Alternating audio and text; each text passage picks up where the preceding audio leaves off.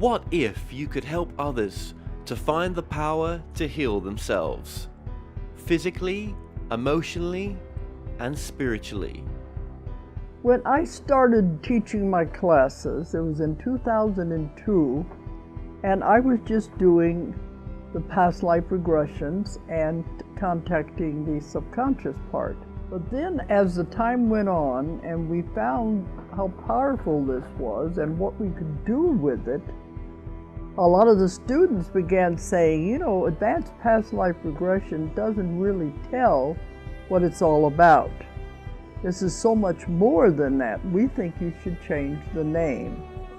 So it was a few years ago we decided to change the name to Quantum Healing Hypnosis Technique.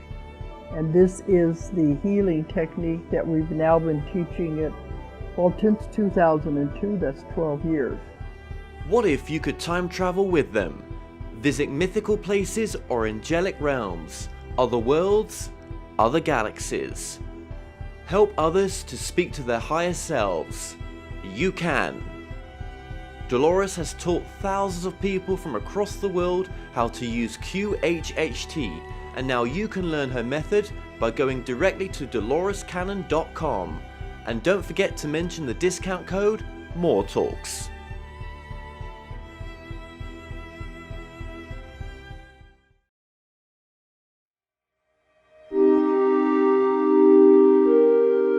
Have you ever wondered, can you communicate directly with spirit guides, teachers, or non-physical consciousness, or even our higher selves? What would they tell us? My name is Kevin Moore, and since 2015, I started to practice a form of communication which is termed channeling. I have been interviewing experts on my talk show to find out, does life continue after we die? And can we communicate with those that have crossed over? With each expert I spoke to, they all had different ideas. Is there knowledge from the past which could be shared with the present moment? So I thought, why not just speak to the non-physical world directly through channelers around the world? And that's what I set out to do. They Call Us Channelers will take the viewers on a journey into the phenomena known as channeling. And my main goal with this docuseries is to bring a new understanding and awareness to channeling by looking within ourselves and asking, is it truly possible that we can all use this innate ability?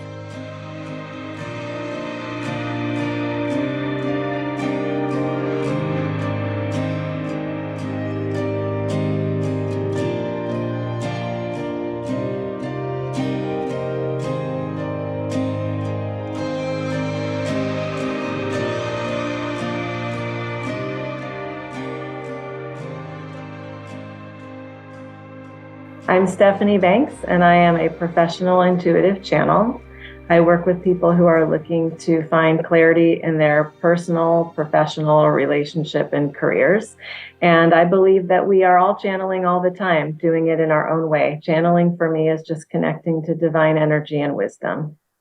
Well, it's great to have you on, and let's just actually take this a little bit back here. Just go in the Wayback Machine a little bit, and let's go to before you was a channeler, you was a pathologist, and I'm obviously that's to do with speech. So now, does this tie in with your mother's dementia as well? Yeah, so I was a speech language pathologist. There's different types of pathologists, so I want to definitely be clear about that. I didn't work in a laboratory studying cells. I worked with people who had communication disorders.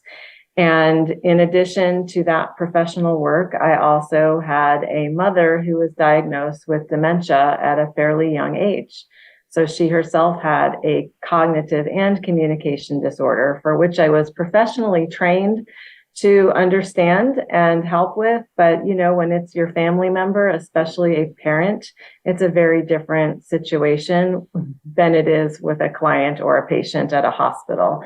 So I needed to find a way to stay connected to my mother that transcended traditional communication. And that's where channeling came in.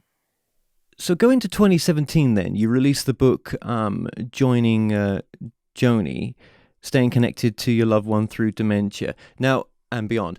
So your path had already started on the channeling path by then? I would say yes. At that time, I was in my channeling work, not as deeply as I am in this moment, but I had learned ways to communicate with my mom through the heart and through channeling while she was here on the planet. And I wrote that book after her passing so that I could support others in connecting to their loved ones who might have dementia, Alzheimer's, brain injuries, any type of situations that prevents them from communicating and connecting clearly. When did the channeling start for you then? And what was that journey? Just very briefly, because I know you probably told this in so many other previous interviews and stuff, but just for the audience. Yeah, well, I have always felt very heart connected to the planet and to all the beings upon it. So in terms of a pinpoint of when channeling began, I think as a child, and I think most children are that deeply connected if they have the opportunities to be in the natural world and to connect with life around them. In terms of specifically directing my communication and receiving channeled communication, that began about 15 years ago, because with my mother's dementia, I had consulted a friend of mine who was a professional intuitive channel and asked her if she would please channel my mother's soul so I could know what she needed from me and I could determine how to best stay connected with her and how to anticipate her upcoming needs. So my friend channeled my mom for me on multiple occasions, and each time I experienced that, there was a level of healing that happened, and I was able to deepen my trust of my connection with my mom and deepen my ability to communicate with her and support her. And I realized, well, if this is working for me, and I really am a typical person by all measures, I don't have anything that I consider to be absolutely outstanding that no one else has to be able to cultivate, then I wanted to learn to do it so I could teach others as well. Now, you had one mentor mainly. Was the sort of process for you at the beginning stages? There was one sort of person you looked up to that you felt had the gift, and I'm guessing they told you had the gift as well. I mean, I don't know. You'd have to sort of walk us through that, but that part's a bit unclear for me. Yeah. I've had a lot of mentors, actually. The first one I had happened to be my best friend, and that's a great way to come around to channeling work, especially if you are a little skeptical about it. But I have also studied under world-renowned psychic mediums, one of whom is Sonia Choquette, who is known by many, and others who are perhaps not as widely known, but still very well into their craft and very clear as a channel. So I've had a lot of different courses I've taken and trainings and studying and mentorship that have helped me to get to where I am right now. And yes, sometimes the feedback has been, you have something here, you have a gift that is worth honing. And other times I felt completely different about it. Like, who am I to do this? What do I have that's special or different? And that's why my message really is that we all can do this. And we were born with intuition. We're born with the sixth sense. And that's the place from which I channel. And so I know that if it's possible for me and someone else wants to learn to tap into that and is ready to apply themselves and do the inner work, then you can get to a place where you have access to that. Were there any books you studied? Were there any materials that you came across that really resonated with you? Like you were like, you know what, there's 100% truth in what I'm reading right now, and it was just part of your makeup to where you got to. What was your sort of go-to material? Was there any? The first book that changed my life in terms of this work was Many Lives, Many Masters by Dr. Brian Weiss. So that's the first one that opened my eyes to the fact that our souls return here for many, many lifetimes. And it's proven, this is a science-based there's evidence here. There are people he interviewed as a psychiatrist who spoke languages that are no longer spoken. And then from there, I've read so many different things, and on some level, they all resonate with me. If I were to pick a particular body of work that has been more deeply resonant, it would be from one of my mentors, Sonia Choquette. Any book that she's written, I have found to be deeply resonant. And it's been a while since I have read them, but whenever she comes out with new work, and of course now with social media, you can follow people in many different directions. But a lot of the teachers are phenomenal, and finding one that resonates with you is really the key. So I wouldn't point in only one direction. I would guide others to find, to really explore and find what lands with them, what feels possible to them. A lot of the big name channelers that are out there still, and a lot of other people have obviously referred to the Seth material as being their sort of go-to material. And I think, when you read the Seth books, for myself personally, they're way up there against a lot of the other stuff, basically because it's kind of stood the test of time. I don't know if you've ever read the Seth material. Yes, I have read some of it, not all of it. I should have said this at the very beginning, that I don't think we're going to have any time for channeling in this interview, because there is just so much to go through. There's a lot of questions I've got that relate to many of the subjects that people are going through right now, and I think that's important to hear what you've got to say. And obviously, you've answered these subjects in the journey that you've been on. I should say as well, I want to say that it's not always comfortable doing the channeling. There is a backstory for everyone of the many fails, the many positive things that happened at the beginning, when just first connecting.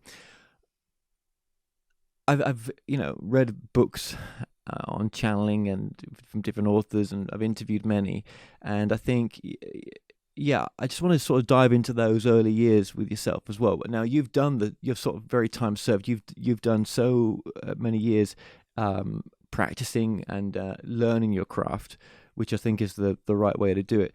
But I'm going to use a bit of a harsh word here, but I don't mean it in that way when I say it. But what was some of the failures that you, when you look back, that you had, that took you on the journey and kept you, and you had to sort of work past them as well?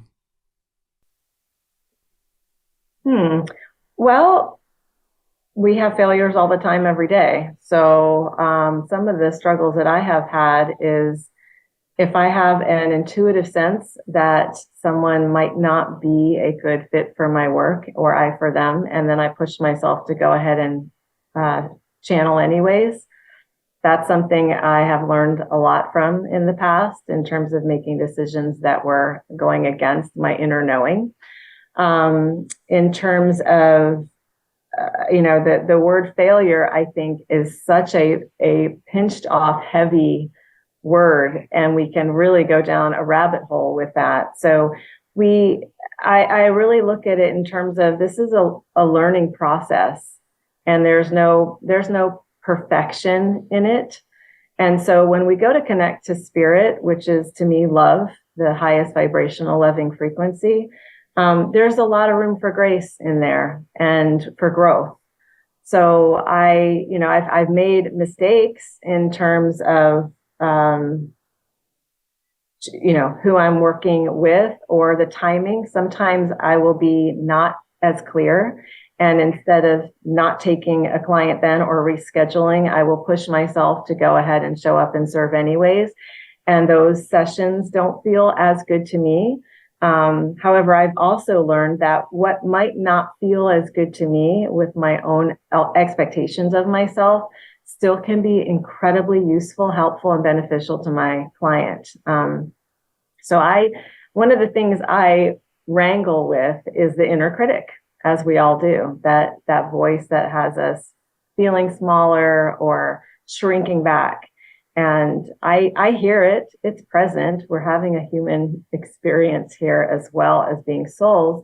But I'm learning and have put into practice mechanisms so that that's not my guiding force. Yeah, and maybe failure is a bit of a, like you say, it's a bit of a strong word, but when you're having had some experience or knowing what some of the information is in the Seth books, in the early years Seth books, she says in the books, she failed a lot with the ESP stuff, but it took her time to trust it, to get in tune with it, to understand what she was really doing, So I get that's where that's the sort of reference I'm saying that from. It is a process to trust it, and obviously when you start this journey you feel like you're making it up, and I think that's true for most people that are genuine about it. But then there's a sort of, with a bit of with that 10,000 hours with time put in it, something else happens. There's a breakthrough in some way, and there's more of a flow with the information, and you're connected much more than when you first started out. I see a lot of people coming into channeling that have only just been doing it for a very short time, and the more I see other material that's been out there for a while, the more I'm start to change my mind on a few things, and I think that it takes time to hone your craft, no matter what it is. Absolutely. It certainly does, just like anything else worthwhile. You say something interesting about feeling like you're making it up. And I believe that's where channeling comes through. It's through the imagination. We cannot sense or hear or feel anything without being activated in the imagination. So when you feel that way, or when I feel that way, I tell myself, awesome, great, yep, keep going, because that's where else is spirit going to reach us and communicate with us. It's not going to be in the left hemisphere of logic and analysis. So it's in the right, where intuition is, and where our expansive true nature is. And that's what when I teach, that's what I really try to hone in on, is if you feel like you're making it up and that's making you shrink back from it or doubt yourself, instead lean into it. Is sometimes you can say, if I were to have space to make this up, this is what it would sound or feel like. I am not saying to do that for clients. Obviously, by the time you get to the place where you are serving the public or others, you want to have your 10,000 plus hours. But in terms of getting started or getting restarted, because a lot of people identify as having channeled in their younger years or been connected in that way, and then had to shut it down because their family of origin or their school or their religious organization didn't have space for it. So they're revisiting it. So it's okay. I really encourage, let yourself be in the expansiveness of the imagination. That's where everything was created. Yeah. I see a lot of that as well. They was started kind of young, and then they've taken that break, sometimes through mental health challenges as well, right? Let's just be honest, or whatever issues that they're going through, which aren't that common sometimes for everyone. But like you say, sometimes a lot of them do come back to it as well. That is true. And sometimes you can start younger with it and you don't have those issues. You just this is your path and you're on it, and nothing's going to take you away from that, because maybe it's not what your soul needs to experience. So you're a conscious channel, which means that you're aware of what you're aware of the conversation as much as you can't remember all of it. There obviously there's so many forms of channeling, but with you being a conscious one, then how do you maintain those still to sort of, the hardest thing is is getting yourself out of the way as much as possible, even though it's a shared experience. I mean, I'm guessing being time served, it allows you to get more into that flow all the time. Yeah, for me, most of the most of the preparation and work happens before I show up to the session. So it's that the inner practice. So it includes meditation. This is for me. It includes time in nature. We are nature, but we got to get outside. It includes nourishing body, mind, spirit, soul. And that's a little different for each person, but I have to take that very seriously. Otherwise, my frequency is off. And it also includes doing the processing of, what we would consider to be the human experience of what's heavy. So whether it has to do with our relationships to ourselves or to others, any challenges that we're facing in our family world, in our career world, all that stuff holds its own vibration, and we make sense of it in different ways. We give it meaning, sometimes too much meaning, or meaning that shouldn't be ascribed to it. And I don't want to carry that into a session. So I am preparing for my channeling work in service to my clients long before and days before I ever show up to that. And then when I actually sit down to channel, I have a ritual that I do. I have certain things that I say. I have invocations that I make. I have crystals that I use. I like to say, I just like them. I know the characteristics of some of them, but I'm not a crystal expert. I just know which stones resonate with my vibration. I have mala beads that I use that really help me to recenter and ground and release. There's, candles can be helpful. Certain drinks, actually, I have a extract of mushrooms that I use in my drink when I channel. Don't really know what that does, but it seems to give me clear access and clarity of mind. When I say I don't know, I'm not an expert on it, but it works for me. And so there's a lot that goes into the preparation and showing up clear. Well, I guess it depends what type of mushroom it is. So, right. It's available on Amazon, so right. It's not anything that. Well, I thought for a minute you was going to say a few shots of tequila, and then we're away. No? Yeah, no, I don't. That'll be my kind of party. Tequila's and channeling. You've got those modalities that you use. I think you use a pendulum as well. There's a pendulum that you you'd have to tell me, but I know there's a pendulum that you use. I used to. Mm-hmm. That's how I learned to channel. I learned to channel with a pendulum, and I'll show you this letter board where you can spell things out. And I would get names from my guides, and I would get yes and no answers, and I would get specific guidance. Pendulum work is not for impatient people. It's part of the 10,000 hours, at least it was for me. So to sit and center and be still, which is what is required when you're using a pendulum, so your movements don't influence it, takes a lot of practice, and it can be very frustrating as well. So it's something that I kept coming back to and would just make sure that I tried to end on a good note. I do not use it any longer because I don't need to. It was a tool that I used in the beginning to build my connection and my confidence. And when I do teach using the pendulum because it's what helped me. And I know if it helps me, it's likely to help someone else. What were some of the changes that you went through then when you went on this journey? What was some of the shredding? Mm-hmm. Well, there was a friendship that had been strained as a result of it. A friend who came from a particular religious belief set and was very uncomfortable with the work I was doing. The fear was that, darkness or whatever, something of the low vibrations would come through. That was out of concern that my friend had for me. So it came from love.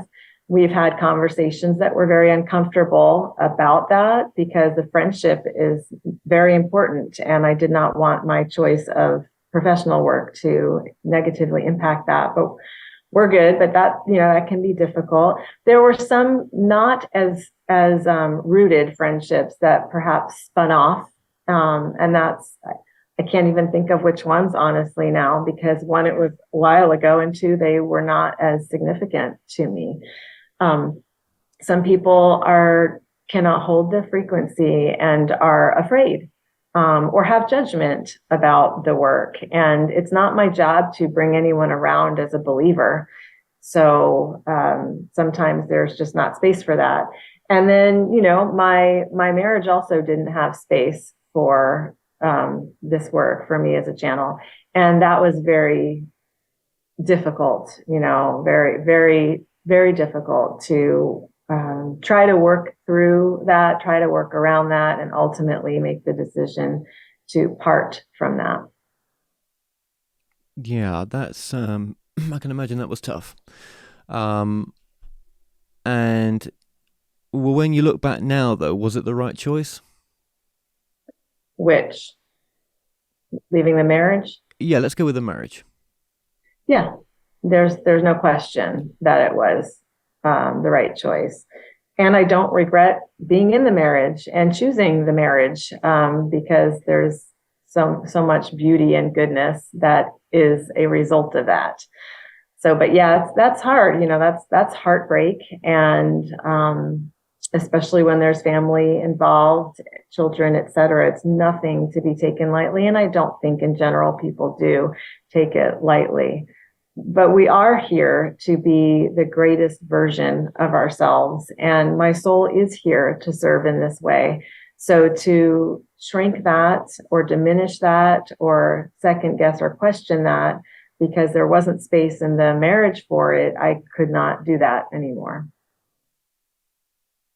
Well, it's different horses for courses, isn't it? If that's what was the right thing for you, then that's what's, the right thing. And different people make different choices, don't they? So it depends what each individual's soul is, I guess, pulling you to do as well. I think there's a soul guidance at a deeper level, though, isn't there? Your soul in your situation. Yes, absolutely. I'm certainly not promoting divorce here. No. Look, yeah. No, nor am I. No, but I'm saying sometimes when we go through these big things, there's something else pulling. Absolutely. That's what couldn't for me be ignored. I had, like I said, I tried many ways to work around and work through, well, maybe this will be more acceptable, et cetera. But ultimately my soul is very clear with me, and my line of communication with her is amazing. So I had, we always have a choice. We don't always have to listen to what our soul tells us to do. Many times we don't listen. Eventually we're going to come back to it. It's either a lesson that we're here to learn or an experience that we're here to play out. So, sometimes we do the dance of avoidance, and sometimes we are ready and prepared, or just take the leap to do what we feel called to do. Yeah. Now, you are right there, that inner knowing, if you want to call up the soul, that's the inner knowing, this other aspect of ourselves, that's the greatest version of ourselves, that's the better version of us, the more purest version of ourselves, without all this life that we have to go through, right? But I wonder sometimes whether the soul does know best, and whether sometimes we know best, and we've got to have a conversation with our soul and say, look, mate, you just got to back off a bit here, because you think this is best for me. Actually, I'm bloody miserable with your choice or what you're trying to get me to do. So you've got to, it's a no on that one. Probably after you've gone through quite a lot of misery to get to that point. Yes, I think we should all be having these conversations with our soul every day. And that's my point, is that while your soul knows what it is here to do and call forward and experience in order for your growth and expansion, that doesn't mean we have to, in the moment where we feel the clarity, make the decision that the soul is calling for. We've got time. We've not only got time in this lifetime, but we're probably going to come back again and again and again. That's my belief.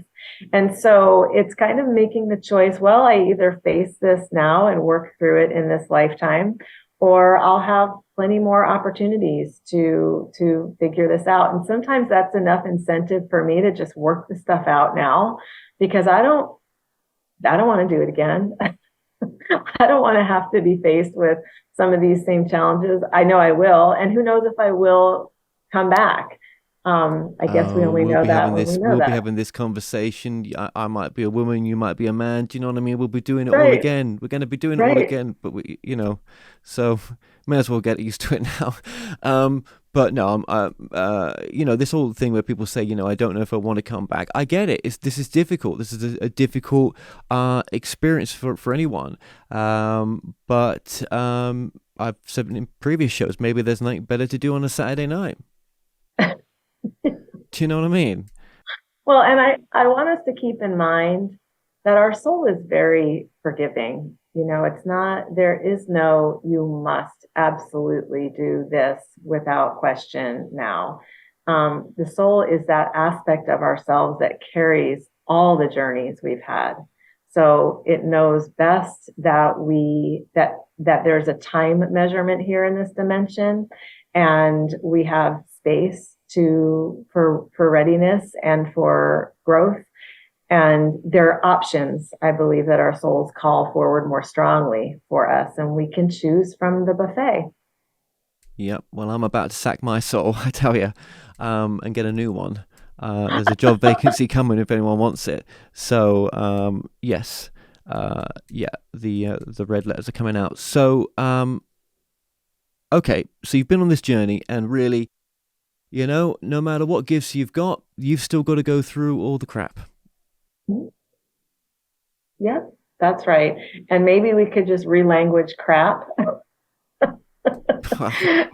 It depends what mood we're in, doesn't it? I suppose, and what the good day or bad day. Yeah.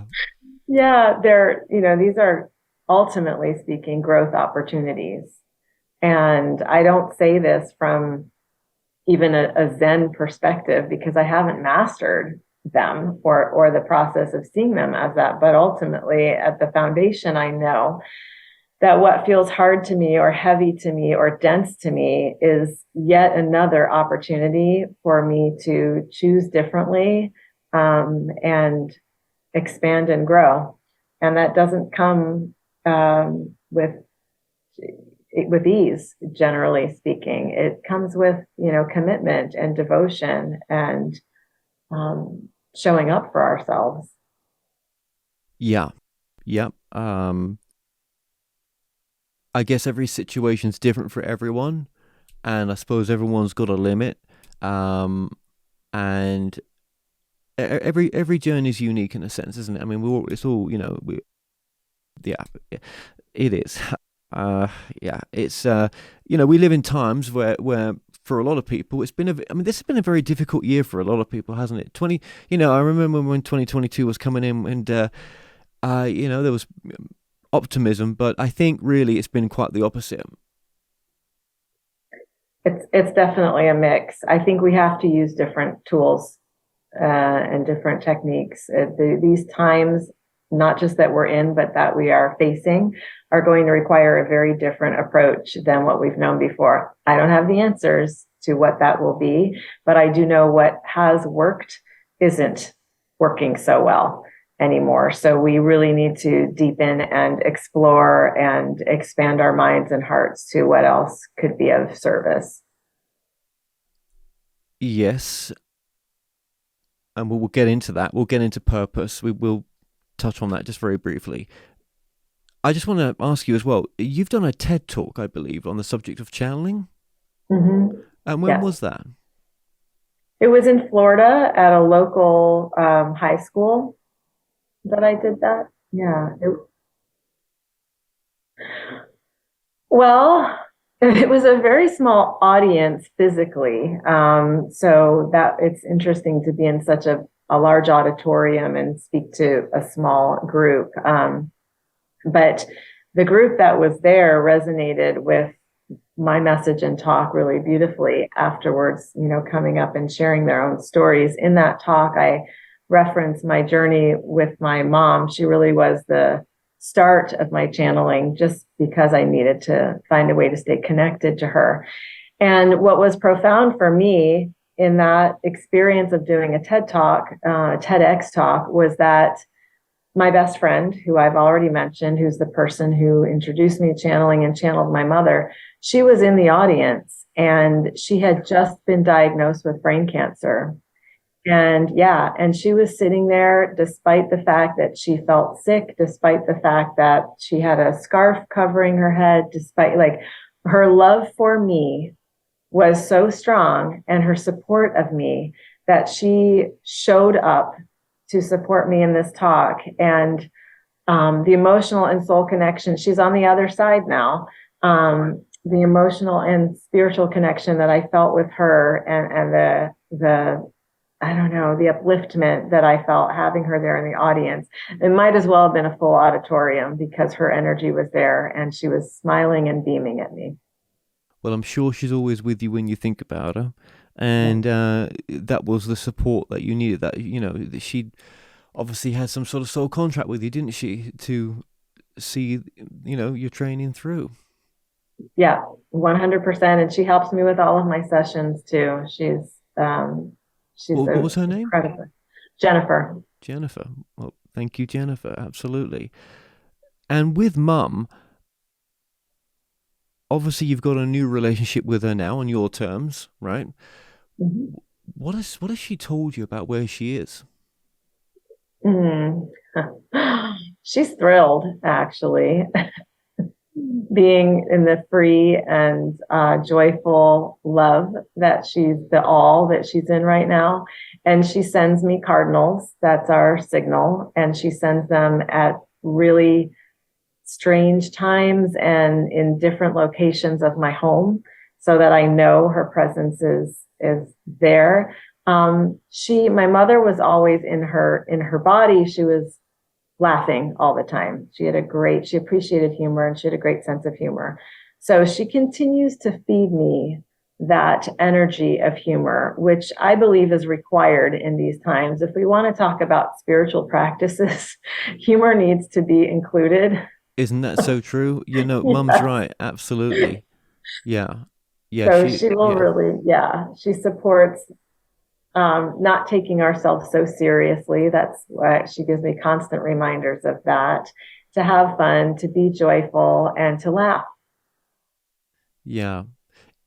It is difficult for some people. I get that. Even one of my friends attempted suicide yesterday. And it's a very difficult time. This is all over the place. This is not just one person's situation. Right. But to have received his goodbye letter, thank God that he had a change of mind. But yes, mental health and all sorts of issues are just amplified so much right now in this time. But yes, Mum's right. Yeah, but I'm just saying, it's a real balance right now, isn't it? It really is. We need each other, and we need community. And I believe the pandemic made that really, for many people, so severed, so isolated and difficult. And now we're trying to emerge from it and find one another again. And it's very lonely for a lot of people. Oh God, it is. Oh God, yeah. I think that was part of the issue with him as well. The loneliness with issues going on. So I can definitely connect with that, and for myself as well, and many other people. But Mum, just going back to Mum as well. Thank you for that. Mum is not suffering anymore. It must have been a weird transition for her to just be aware of her awareness when her brain almost shut down in a sense from the disease, and then she's back home. I mean, I can't imagine. Do you think part of that joyfulness is that she's out of that bloody human body in a sense as well? She could be herself. Quite possibly. I find that there is that's what I get when I channel those on the other side, just that pure light, love, and joy. I think for my mom and for dementia in general, one of the blessings of it, which maybe people think there aren't any, but I actually do see blessings in it, is that you're not very aware. The person who has that is not so aware. That's the nature of the cognitive disorder. So if you can be a pleasant, person with dementia, and there are plenty of those I have interacted, yeah, right? They are just thrilled, and you can, and that's like kind of the ideal if you have your choice of types of dementia. My mom wasn't the pleasant, she didn't experience that. Hers was more intense and a lot of moods associated with it. Wildly very difficult. Yeah. So it was hard. But I've worked with plenty of people who are just, they might have just seen me 2 minutes ago, but seeing me again is such a joy. So you get to meet them in each moment as a fresh new moment. And that can be such a joyful blessing. Now, had Mum not gone through the dementia, would you be doing what you're doing now? That's an excellent question, and I have no idea. I don't know. I still would have met my best friend. I still would have been taken with her skills and her gifts. I still would have participated in all the many groups that she and I, co-hosted together. But I don't know that it would have such a deep anchoring and need for me. It came about for me from necessity. Yeah. So maybe not. Who can say? Let's just finish off on the upheaval of humanity, because it's just such an important subject, especially right now. I mean, we've got an ongoing war in Europe, right? That's not stopping. And there's many upheavals, isn't there, in so many different ways, right? So obviously we're going into 2023, but for me, I feel that this transition, this difficult period is not just going to disappear. That there's a process to go through. I totally agree. Yeah, I don't know what's coming, but my sense is that, well, this is why I say we need to find new tools and start using them, because I don't believe things will get easier. I don't believe I'll see resolution, at least in the climate crisis and the planetary and humanitarian despair. So it's really calling us to center on, to find our center, first of all, because we can't be useful otherwise. And then to connect and create community with others and show up doing the things that we know. Here's the thing. The science is already there. We know what's happening to the planet. We know what our current behaviors are doing. We know the results of deforestation, the results of plastics, the results of the petroleum industry. If we continue to make the same choices, we know exactly what will happen, and we even have a time frame right now. And this isn't what we think. This is what we know. And so if we choose not to act in service to a different world, to that more beautiful world our hearts know is possible, as Charles Eisenstein says, then we can pretty much seal the deal for humanity and life here. Yep. Well, absolutely. That's the road we're going down. And that's not really thinking of other people or future generations, is it? No, but there's so many of us who are thinking of, differently. And I think that I find that I need to nourish myself and focus my attention into those spaces, because otherwise despair overcomes me. And I can find myself energetically just depleted and taken out by what, quote, reality is, when reality is existing on so many different planes and levels all at the same time. And the people who are in service to promoting and protecting life such as myself, the work they're doing is phenomenal, and we simply need a tipping point of people involved in that. So that's possible. That's what I'm working towards. Absolutely. Just remind us as well, Stephanie, your website is? Soulinsight.com. Okay. And on there, of course, you've got all the ways to contact you. You've got your sessions on there. There's a whole plethora of stuff on there, actually. Do you do courses on there? Yes. Yeah. Well, what are some of the courses that you do?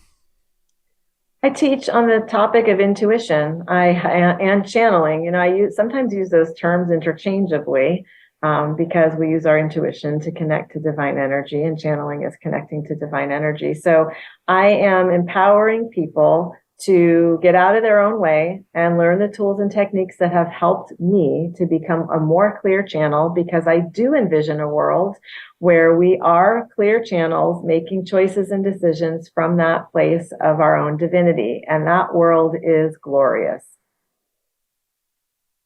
Yes, it is. And it awaits us. It definitely does. And I think we're going to get there as well. But I just think there's going to be a few bumps in the road, which I think, we're all have been experiencing and will do. There's things we've got to go through as a collective. I do feel that. And I don't think it's anything to be scared of. I think it should push you more into passion or purpose. That's what it should do.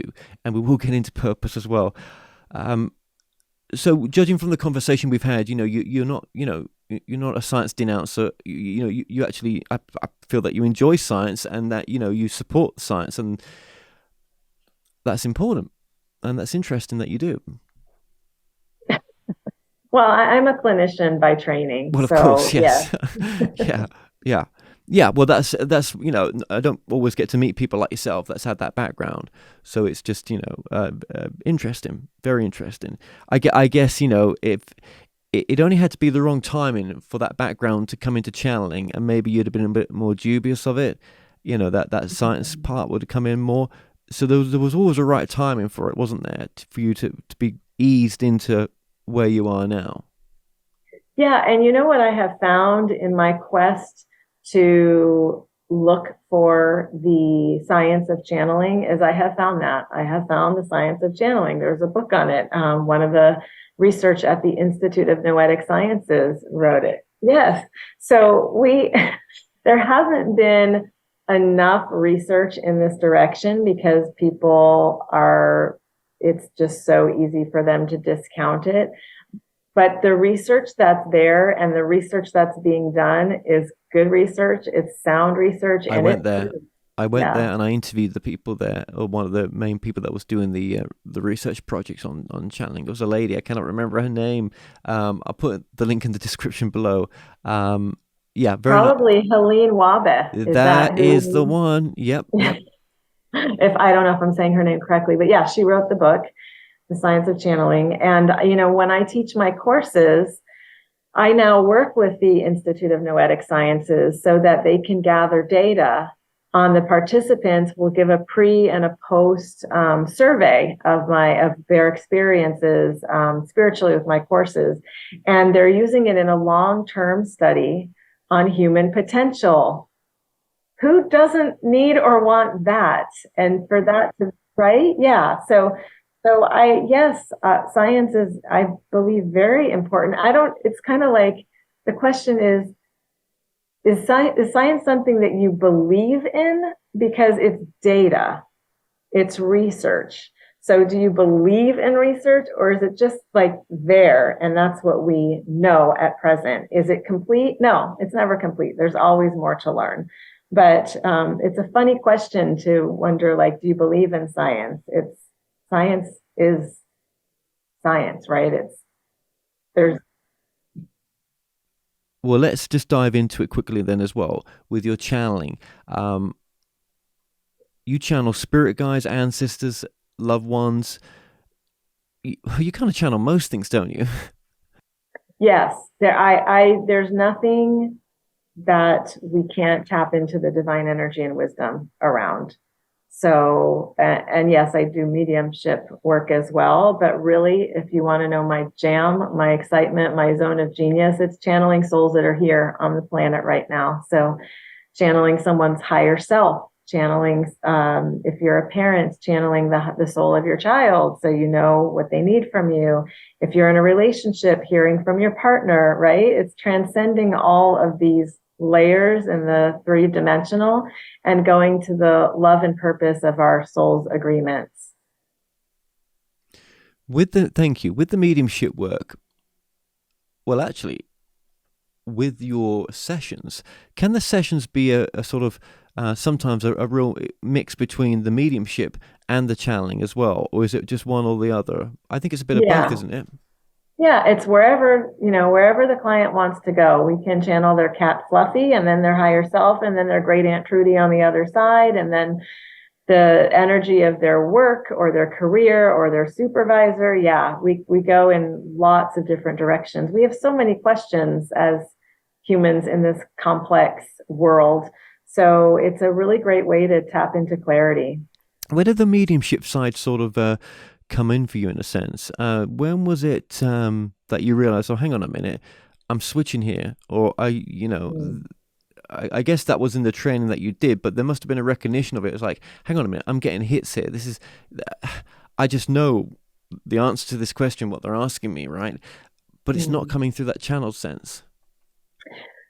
Well, I think in my journey, the way that I learned to channel was I always saw in examples, and I was told that you can channel from any perspective. So some people are taught differently, right? They might be taught like we're only going to souls on the other side, or we're only doing this or that for maybe different reasons. But I was never prevented. It was never a place in my mind where I thought, well, I'm either going to do this or that, or it's going to be one or the other. To me, they're not separate. A soul is a soul is a soul. Whether it's an animal being, whether they're here taking breath in this lifetime, whether they're on the other side, it's still a soul. I'm tuning into souls. And so it didn't have a different resonance with me. There's some more detail perhaps that might come through mediumship in terms of how the person was, or the type of life that they led, et cetera, evidential type things. But that comes through when I channel souls here on the planet as well. So to me, it's the soul that I'm channeling. So I don't really distinguish them differently. Because you call yourself an intuitive channel, but then really you're much more than that. But it's just a sort of label, isn't it, really? It's kind of mixing the mediumship and the channeling together, but you are more. But that's the sort of, for the brand, in a sense, for people to understand a bit what you do. Honestly, I didn't have any great words for what I do. I still don't. It's hard to explain. There are some words that I pull away from because it doesn't feel right to me. I don't ever use the word psychic in relation to my work. Yes. Yeah. So, and then medium doesn't feel, I don't know. It's hard. It's hard with language because sometimes there aren't the words to encompass what we're trying to reflect. So I landed on intuitive channel some years ago, and honestly, it was sort of like, yeah, that's close enough. And I haven't come up with anything better. So, but no, it's not all encompassing. I understand that. Yeah. I totally get it. Well, that's what I'm saying to you as well. I get it. It's difficult to put a label on it. And I mean, even channeling's a label, isn't it? Right. Right. Yeah, because there's so many forms of it. But then again, it's that connotation behind it. It is on the fringe of spirituality, even in this community, right? Absolutely. Maybe not forever. I do feel it's not as much on the fringe as it used to be, which is strange to say, because who would have thought? But it really isn't. There's so many more people using that part of themselves, or that have that part opened, and maybe they've done it before in previous lifetimes, right? Possible. And it's just an easy thing for them to do in this lifetime. Do you feel that you've done it before? done this type of that work I've before? done this type of Yeah. work in other lifetimes. Oh, I'm sure I have. I don't feel it's not separate from me, you know. So I don't know if I had space in the other lifetimes or safety to do so as I am now. But I'm, you know, the ease with which I engage it and that it comes through, it's not new. And so I do feel, yeah, I have the sense that I have practiced this before for Yeah. sure. I think, and I always say this, but I do think as well, what it takes for someone to go public with doing this, I think about that when doing these interviews, because I think it takes a lot of balls to do that, because you can't go back once you've put it out or once you start putting it out publicly. You know, some people can have a change of heart. You know, they may stop just for the ego side that's getting in the way sometimes, because well, fear of being tested, fear of getting the wrong clients that, you know, are going to test you in certain situations, or, you know, it's not, you're not aligning both with each other. It's kind of what you mentioned before in a way as well. But you went past that. And so do a lot of other people. But still, it's not easy. No, and it's an ongoing challenge, really. It's not easy. There's no part of it that is. I tend towards an introvert. So How's you that know, working out? yeah. I mean, there are parts of me that also love, you know, social interaction and really having deep conversations. I do not like superficiality. So channeling and this work has been great for cutting away all the BS and going right to what's impactful and important to me. But yeah, it's a choice every day and every show and every podcast. And that's where my soul weighs in. That's when she says, when I say, I don't want to do this because it feels risky for this reason or that reason. And she says, yeah, I get it, but we're still going to do it. I mean, she just signed me up for a really intensive public speaking course. And why am I doing this? I know why I'm doing this. It's so good for me. It's very important to me and my reach. Listen, and the if Esther Hicks and people can accept her for what she does, and she does a great job, she's an example for everyone else. She's just leading the path for them to have their own path down there, just as glorious. Yeah. And probably she went through the same as well. Not that she'll do an interview. You got to be a really big name for that. It's all about the. No, I'm not saying it's all about the numbers for her. But, they just when you get to that size, you just, you know, I guess you got so much energy you can put out in a day, and, you know, they just, you know, go for, you know, getting it out as big as they can do. But yeah, but yes.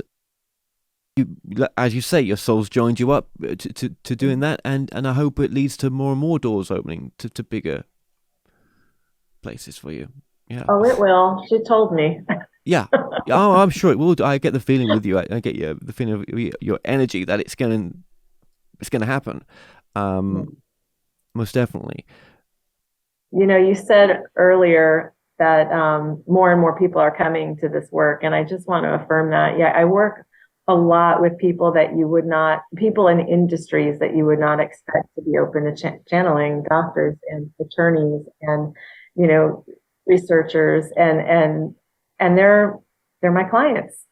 And so it's beautiful and powerful to see the difference it's making in their lives and how it's impacting their families, their communities, their work.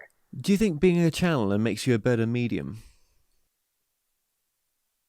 Well, like I said, I don't separate the two. And maybe, you know, there might be people who really have distaste for the fact that I don't.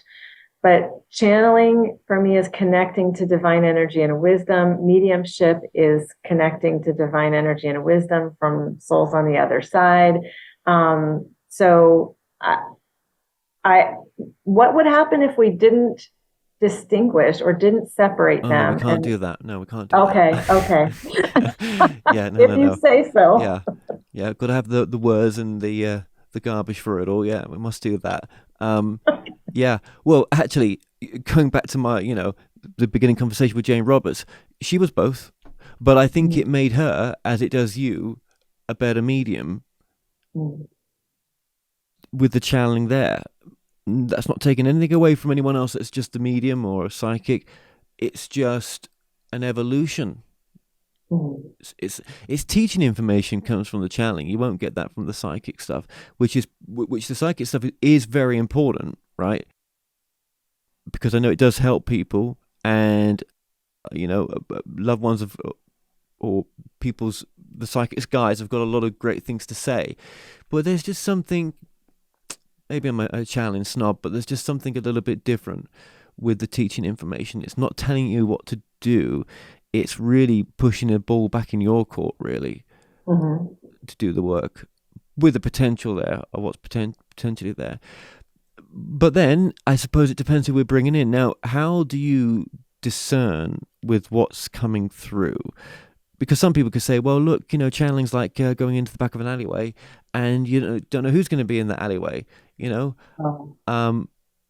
How do you control that? Yeah. I prefer not to go into any alleyways and just be open to whatever's in the shadowy darkness. The way that I channel, I mean that literally, the way that I channel is I request who I'm channeling. And so when I work with a client, if they say, just bring in whoever's here for me, I will say to them, I trust that you know who you would like to hear from. So I'm going to let you listen to your heart for a moment and see who comes forward, see who comes up for you, see what question you have and what person or your own self or your whatever it is comes up. And then I tune into that. So I have found that because maybe this is my clinical background, but I'm a fan of specificity. And so if I do a general message of whoever's here, we don't really get to the heart of what the person can best use. This is just me and my work and my experience. But when a client says, okay, yeah, you know what? I've been thinking a lot about my relationship with my dad and I am lost. I'm just so frustrated. I don't know what's going on. Now I know where to go. Now we'll channel your father. And we'll bring in wisdom or his guides or your guides. That matter. But I've moved away from doing global, whatever's here. I'll channel Gaia, Mother Earth. That's kind of a global, energy, but even that is specific to her, to Mother Nature. So that's the way I work, but everybody does it a little different. Well, we won't be asking for Jeffrey Dahmer to come through later on, even though I think it'd be fascinating, right? I have been asked for some difficult, yes, for some people who have played difficult roles in society, and that information is really helpful. Oh, for sure. Yeah. And I feel sometimes maybe unless they've got a connection to someone that's got a name, right? For example, a named person, maybe they're not, are they really coming through? I don't know. I think you've got to have a connection and there's got to be a need for that. And I think sometimes when you're on this public, internet, you're on the internet, for example, and you're some of these shows where they bring through different named people. Well, who knows? Right. Who knows? Exactly. Yeah, I think there has to be a level of discernment. Absolutely. And we all have to do that for ourselves. And we don't have to subscribe to anything that doesn't really resonate or feel right. Yeah. I think more and more that I've done this work, I'm saying these things now. Maybe I wouldn't have said them before, but, there's a lot to this work, and I don't think sometimes it's just as simple as bringing a certain energy through. I think it's what's needed, and I'm sure sometimes energy can come through that's not of the highest calling, and just wants its bit of screen time. So that's why the preparation is so important. It's so important. Yeah, absolutely. And you sort of got a preservation bubble there around you in a sense that you've set up before you even connect with the client. I'm sure as well, just in the way that you look after yourself as well, which I don't. So you do a lot of stuff that's but that works for you, and then others maybe it's just other things. But I think what you do is important, especially with the meditation, I think as well. That's very helpful, and the other protective work you do. So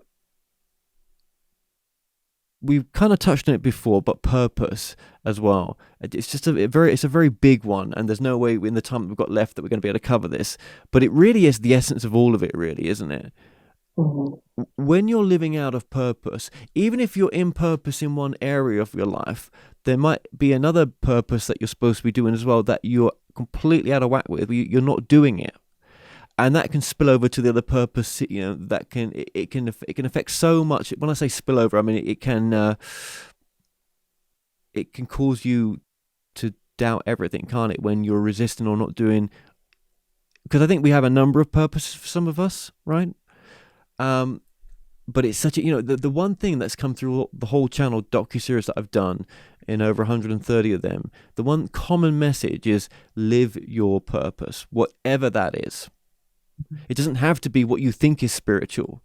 When you cross over, what we thought, well, maybe isn't that spiritual, is just important as all the rest of it. That's true. That's one of the biggest questions too that I find people are asking in sessions and just in general from their lives, like, what is my purpose? What am I here to do? And I feel that as a foundation, we're all here for the same purpose. And that is to learn to love unconditionally, to get closer to agape, to truly realize our divine and our divine nature, and also to grow. And that's where things get interesting because the growth can be very uncomfortable. Growth doesn't come from things being just happy-go-lucky. And when people wonder what their purpose is or feel lost in trying to discern that, what I have found to be helpful is to ask, what is that thing that breaks your heart?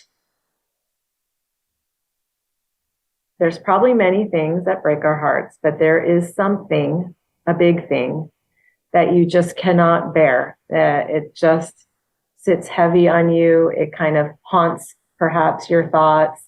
It could be whatever. I mean, there's so many causes. Whatever it is, yeah. Mm-hmm. Whatever it is. And that thing is a big part of what your soul is here to serve. Yeah, and when you ignore it, and that ignoring of it can go over years, right? I mean, forget lifetimes. Lifetimes, right? Yeah, no, that's true. Yeah, lifetimes, and this may be the one lifetime that you could change that. Don't have to, and it's all this like caring what people think of us. Actually, it's not just really about caring what people think. Actually, it's the fear of doing it. It's the fear of actually doing it. It's both. We are both. Then, yeah. We're trained to care what people think so that we can keep our place in our families and our communities. And we are trained to be afraid of taking risks for that very reason that we might be rejected from family or communities. And when we step into that service to whatever it is that breaks our hearts, we will be met. I have found this time and again, not just in my own life, but in so many others, with the souls who came in to serve that too. Isn't that crazy? Yeah. You know that person you're looking for? Well, she's just there, but you're just not doing your purpose. Actually, that finger needs to point this way, actually. For all of us. Yeah. Isn't that so true? This is a beautiful time to be here, as hard as it is, on sensitive beings. They say in lots of channel stuff that I've done that this is the time to thrive in your purpose because it'll get you through mentally as well, many other reasons of what we're facing. It's not the end, but it is a change, and this is your time to come in. And it might be multiple. Well, that's fine. One can lead to the other, or maybe you see something through. It's not quite that, but it was to get to that, to do that, to get to where you got to get to, the shuffle, the universal shuffle. but yeah, no, what you've said there is so important. You do meet them. Yep. Your team is out there. Absolutely. And we don't have to go into other lifetimes to wait. But we think sometimes, don't we? Well, I've not got the resources, it's not the right time yet. Yeah. There is some juggling that actually, no, because you're saying, yeah, in a sense, I'm kind of butting in here, but you're saying, no, you have got the resources. You just, sometimes they're right under our nose in ways we can't see clearly. Yeah. And this isn't to say that everybody is in the same situation with access to resources. Of course, that is not the case. However, if you know what breaks your heart, you can find a way to get closer to being in service to that. And you will be, I believe, met with the support necessary. It's part of why your soul is here. And also, we, those of us who have easier access to resources, do have a responsibility to extend those and include others with that, so that we can be on a more fair playing field. Wow. Yes. That's another conversation. That's another, but it's such a good conversation. When you look at how, the money system, with so many few have so much. So much, and yeah, but that's another conversation, as you say. Okay, leading on from there, from purpose, and trying to listen to that intuition as well. I always say it's great to to learn channeling. You may disagree with me here, which is fine. It's good. It's all good. But even to channel your higher self, and when I say channel your higher self, it could just be going into that state where you're, what channeling can teach you, that state of connecting, right? Because you have to connect. Everyone's got a modality of connecting when they channel, right? Whether you're walking through a door in your head or whatever it is that makes you go through, right, into that deeper part of the recess. And I think channeling your highest, just being able to communicate to your higher self, which I'll call the intuition. Maybe I'll swap that word for the soul, or maybe I'm going to get a telling off because none of that's the way it is, right? Who knows, right? But just when you are able to hear your higher self, that wiser part of you, even that's a great place to start. But I know that you've got different feelings on, like, channeling for yourself. But am I saying that? I'll let you answer that. Well, I feel like most of the time I'm in a state, when it's quiet, I'm in a state of receiving or openness to receive. And then my higher self or my guides, those that support me in the invisible realms, can have their access to me and share things with me. It happens while I'm doing dishes. It happens while I'm in the shower. It doesn't only happen in meditation. In fact, for me, most of what happens in meditation is about the wild thoughts of my left hemisphere, and me trying to just observe, and transcend that identification with it. So it's not, but I've been told by some of my mentors, it's not good to channel for myself because I have an attachment inherently to certain things. So I wouldn't necessarily channel, should I date this person, or should I, something that kind of has a charge or an attachment to it, because I'm bringing likely influence of my own into that. So if I want to channel something like that, I'd probably have someone do it for me. But in terms of receiving guidance that's meant for me on my path, on my journey, helping me to see what to choose, what to let go of, that we all have that access, and it takes up place in the body. That this comes through my heart. I can feel the expansiveness or the draw towards something, and I can also feel the constriction and the pull away from it. In my body, the body doesn't lie. It will always signal you accurately. So there's lots of ways to become more connected to what's true for you. And the key is to slow down. We cannot do or hear anything clearly from the frenetic pace that we're keeping. Well, that's where meditation comes in.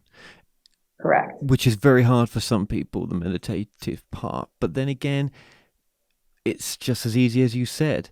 What if meditation to some people is just slowing down, just taking a deep breath and listening to that deeper part of you? Maybe it is your own voice coming back to you, and that's okay.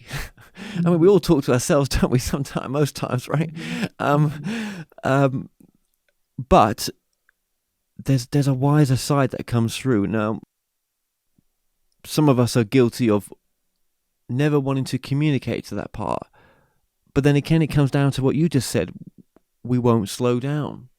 We won't give ourselves that bit of time. Well, you said it at the beginning of the interview almost, going out in nature.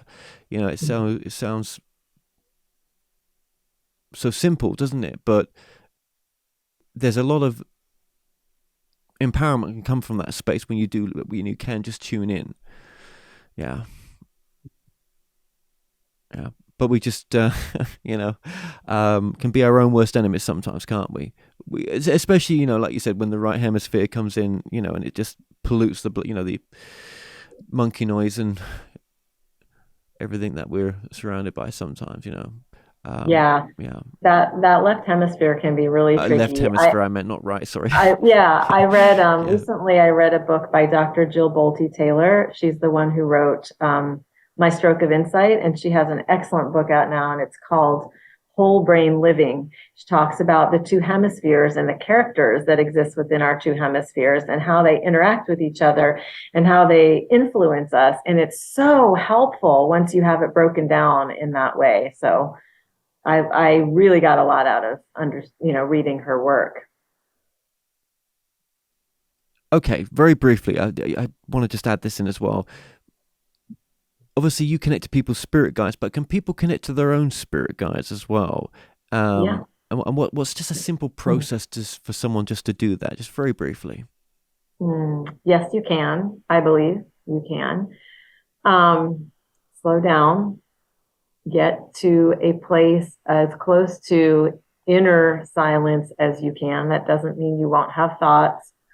But just bring yourself into the present moment, which usually means attuning to the five sensory. What do you notice around you? What do you feel? What do you smell? What do you hear? And have a question, an open-ended question that's on your heart that you would like some guidance around. I'm a big fan of using writing as a form of channeling. So I usually guide people. I usually guide people to just have pen and paper. They can write their question down, take a few breaths. Do some form of movement. I like to shake my body actually to release whatever energy doesn't belong. It's a nice reset. And then presence yourself to receive. Just start writing. Don't edit. Your spelling doesn't matter. Your grammar doesn't matter. The guides don't care. But either through your writing or through your imagery, through your, focusing with your eyes closed at the third eye space, connecting to your breath, listen. And allow. And as much as you can be in non-judgment, be in non-judgment. Try to access that neutral place of, wow, if something were to come through, I wonder what that would be. I wonder how that would feel. I wonder how that would impact me. Curiosity is the energy from which we channel most effectively. You mentioned like being in the shower or, just different, whatever you may be, right? When you sometimes feel more connected, just you don't know that you feel more connected, but there's just that flows of inspiration that could be at the gym, that could be at everywhere. The gym. Yeah, exactly. Yeah, it's when I floss my teeth. I mean, it's wherever, whenever. Absolutely. So it's nice to keep a pad of paper or a way to record something, because we also have these very limited attention spans, especially lately. That's true too. Yeah. Sorry to butt in that. I shouldn't butt in there. Look, I just wanted to say, what you're saying there almost reminds me of, that they talk about the delta the different parts of the mind that we go into sometimes, even through hypnosis. Yeah, it's almost like you're more tapped into that side of it as well, which is where this energy sort of connects at, that it's got the highest connection as well. I don't know, it's just something you said just made me think of that there. Yeah. Yes.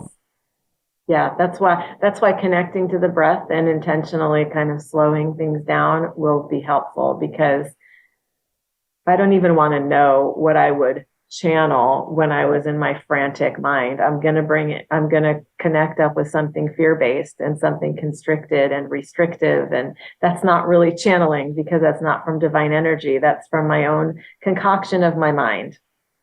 What advice then, sort of leading on from there, would you give to people that, are watching this? Because I've realized that a lot of my audience, actually, well, not a lot, but a good portion are actually really interested in channeling. So obviously you teach the channeling, that's a course that you do. But what advice, if someone's just, feels the pull to want to become a channeler, what advice would you give them with your journey that you've been through? Well, I would say follow where you feel interest, intrigue, and curiosity. There's a reason for that. And we're here on this incredibly gorgeous planet with every opportunity available to us, with endless information through the interwebs, to discover this. So lean in and lean towards where you feel interested and curious. I don't look at it as becoming a channeler. I channel, it's an action, it's a verb, just like I brush my hair, just like I breathe. And so do we all in our own way. And if you want to learn to hone the skill and connect only in the highest vibrational loving frequency, of course, yes to that. That will be in great service to you on your journey and to those that you love and serve. So find some mentoring, find a teacher, find someone that resonates with you, not because they are the expert, because ultimately you are going to be the expert on how you channel and what works for you and how you connect. But someone who, as a model, feels right aligned and feels in integrity. Those are important pieces. Absolutely, they are. Now, when you channel, are you kind of like is it a quick connection? It is now. Mm-hmm.